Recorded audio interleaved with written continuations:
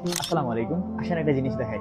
ধরেন এটা হচ্ছে জাহান্নাম এবং এটা হচ্ছে জান্নাত এবং আপনি এই সিচুয়েশনে আছেন। এখন আপনি হয়তো জান্নাতে যাওয়ার জন্য সওয়াবের কাজ শুরু করছেন, সওয়াবের কাজ করতেছেন। হঠাৎ করে আপনি গুনাহের কাজ করলেন, গুনাহের কাজ করলেন। তারপরে আবার তাওবা করলেন। তাওবা করে আপনি আবার সওয়াবের কাজ শুরু করলেন। আবার আপনি গুনাহের কাজ করলেন। আবার আপনি তাওবা করে সওয়াবের কাজ করা শুরু করলেন। এখন ধরেন এই সিচুয়েশনে আসার পরে আপনি মারা গেলেন, আপনার কি হবে? দেখেন, আপাত দৃষ্টিতে মনে হইতেছে না আপনি জাহান্নামের অনেক নিকটে আছেন, কিন্তু এখানে কার নিকটে আছেন এটা বিষয় না। বিষয় হচ্ছে আপনার ডিরেকশনটা কোন দিকে, আপনি কোন দিকে যাইতেছেন। আপনার ডিরেকশনটা কি জান্নাতের দিকে নাকি জাহান্নামের দিকে? এই জিনিসটা ম্যাটার করে যে আপনি শেষ পর্যন্ত আপনার ডিরেকশনটা কোন দিকে। আপনি কি জান্নাতের দিকে যাওয়ার জন্য প্রস্তুতি নিচ্ছেন নাকি জাহান্নামের দিকে যাওয়ার জন্য প্রস্তুতি নিচ্ছেন?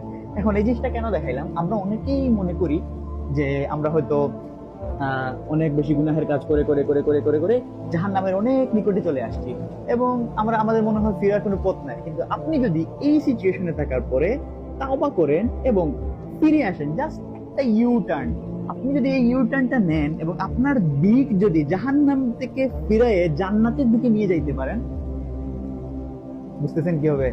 তাইলে কখনোই এটা ভাবা যাবে না আপনি কোনটার নিকটবর্তী আছেন। আপনি এমন তো সিচুয়েশন হইতে পারে আপনি অনেক সওয়াবের কাজ করতেছেন এবং লাস্ট মুহূর্তে এসে আপনি হয়তো ইউ টার্ন নিয়ে জাহান্নামে যাওয়ার জন্য যেসব কাজ করা লাগে আপনি সেগুলো করতেছেন এবং এই সিচুয়েশনে আপনি মারা গেলেন। কি হবে তখন? আপনার ডিরেকশনটা কোন দিকে? জাহান্নামের দিকে।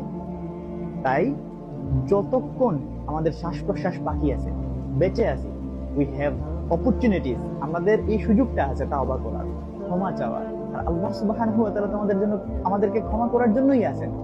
তাই এই সুযোগটাকে কাজে লাগান, এখনই তওবা করেন, এখনই ফিরে আসেন আল্লাহ সুবহানাহু ওয়া তাআলার দিকে।